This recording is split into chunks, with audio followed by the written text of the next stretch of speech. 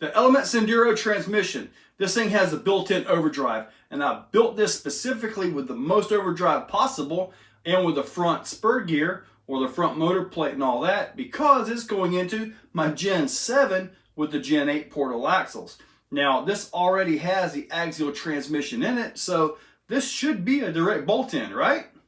Take a look. The nasty bundle of wires looks horrible. However, it is in fact an axial transmission because I've got the Vader belly in it. So, taking this out, Element transmission going in, and yes, that is a 5700 kV Castle motor. Yeah.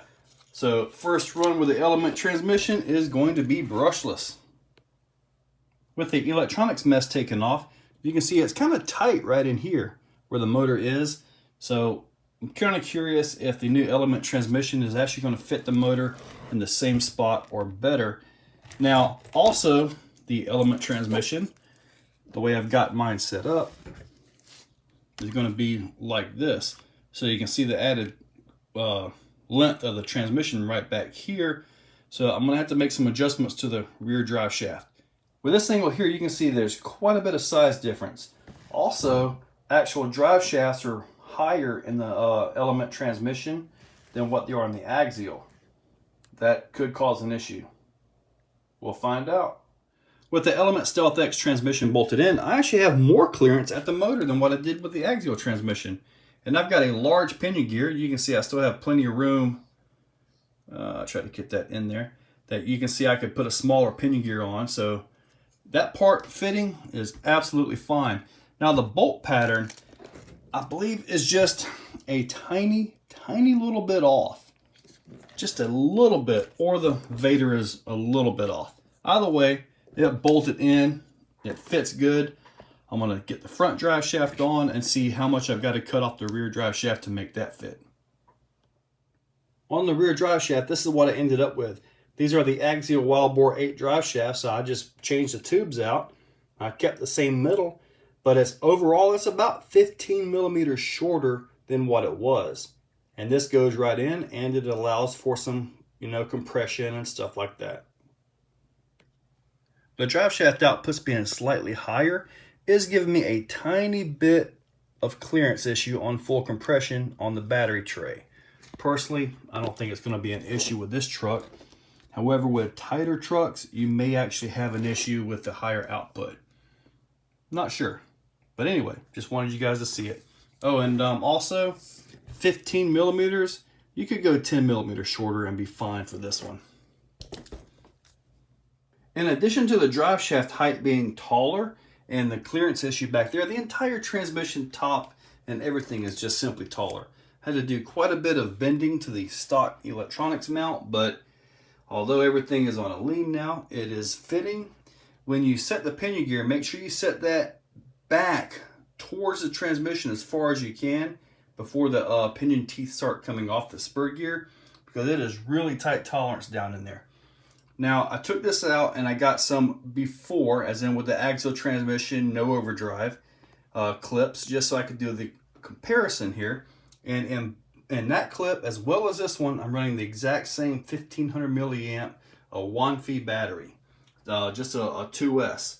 So that way I don't have so much weight on the back as to overpower, what little bit I may be doing with the overdrive transmission or even with the other transmission. It just kind of evens up the variable just a little bit. Let's go.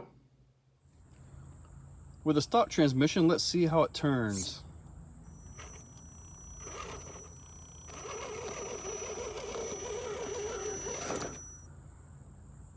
Not too bad. See if that overdrive helps.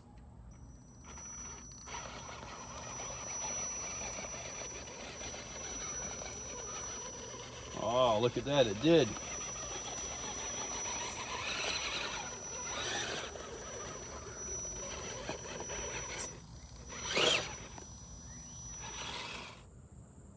On the ground, let's see how it turns.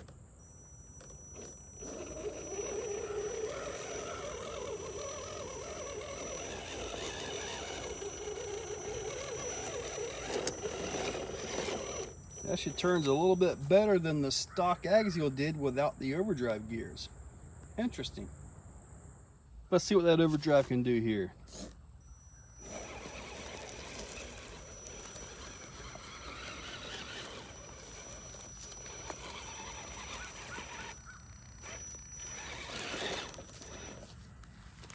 A bit even more tighter. Let's see.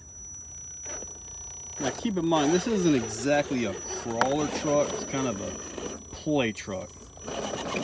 So it's not really, you know, got the setup really for crawling. But it will do a little bit of it.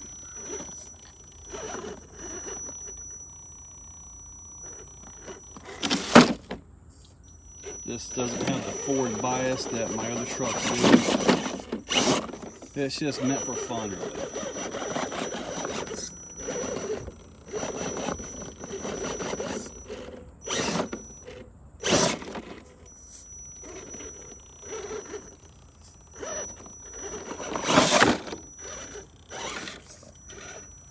Not too bad.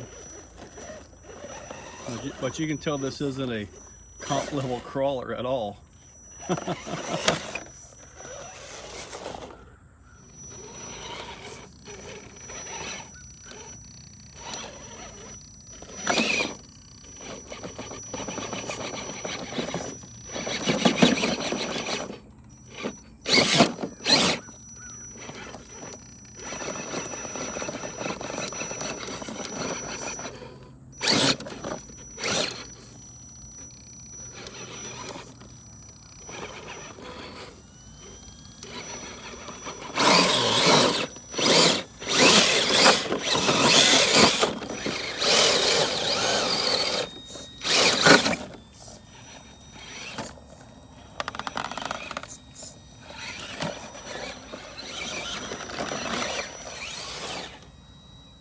With no overdrive at all.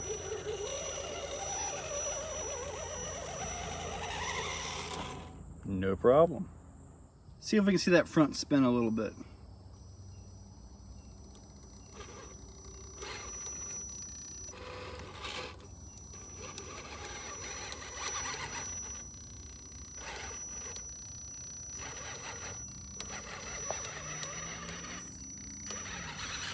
A little bit. Let's just mess around, see how the overdrive works. As you guys can tell, this is not designed, not motored correctly to be a comp crawler. It's just kind of a play truck to mess around with and,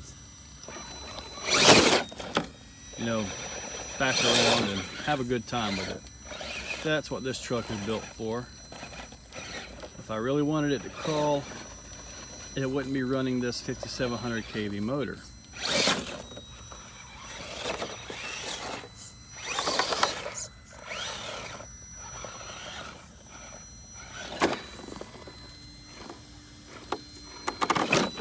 And it would have a better ESC, not the Castle Mamba Max Pro.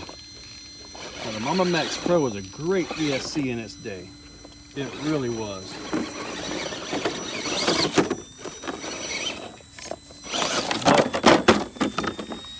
It's out of date.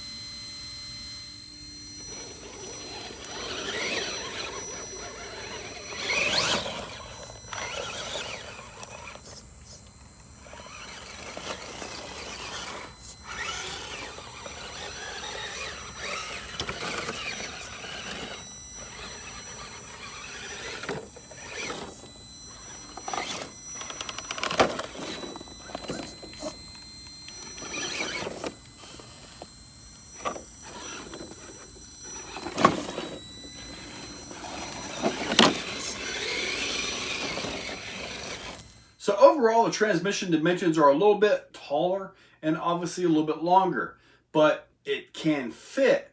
Now, whether it'll fit the other vehicles or not, maybe we'll have to find out.